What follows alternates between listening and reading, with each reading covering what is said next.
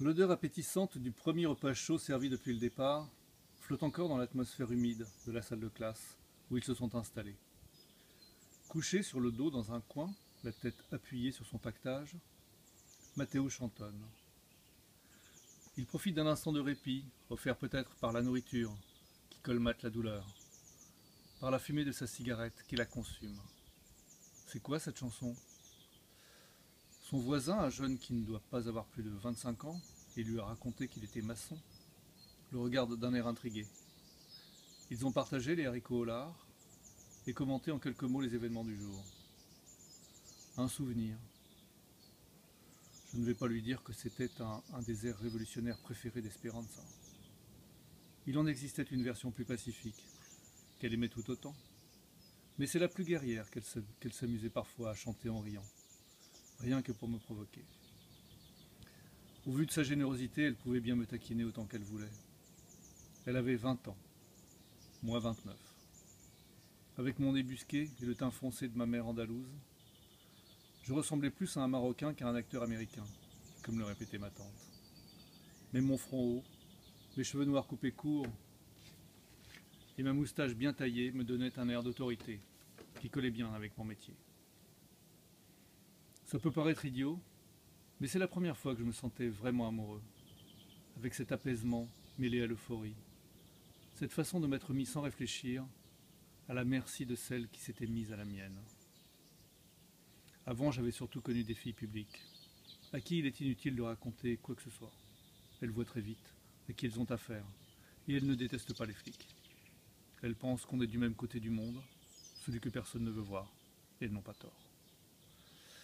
Ce qui m'a attiré en Esperanza, en plus de sa grâce, c'est quelque chose d'indéfinissable, une fragilité inattendue, qu'elle s'ingéniait à cacher sous une joie de vivre qui quelquefois s'étiolait.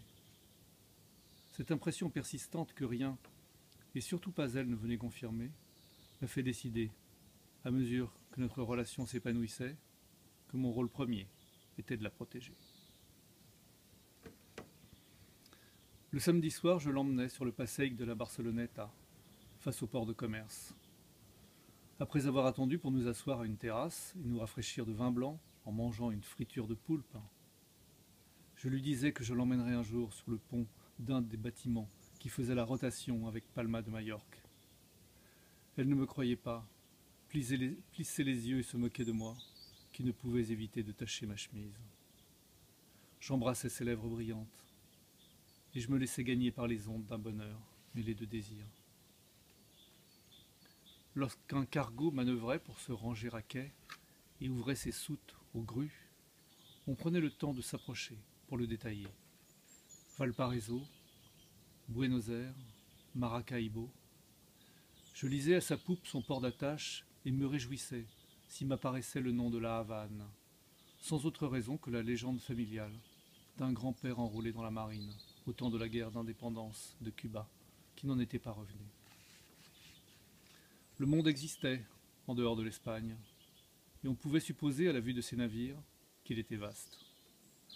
On pouvait aussi en déduire que notre ville les attirait, comme elle nous aimantait nous-mêmes, car nous n'imaginions pas quitter un jour cet endroit du monde qui nous était échu, entre la montagne du Tibidabo et l'horizon marin.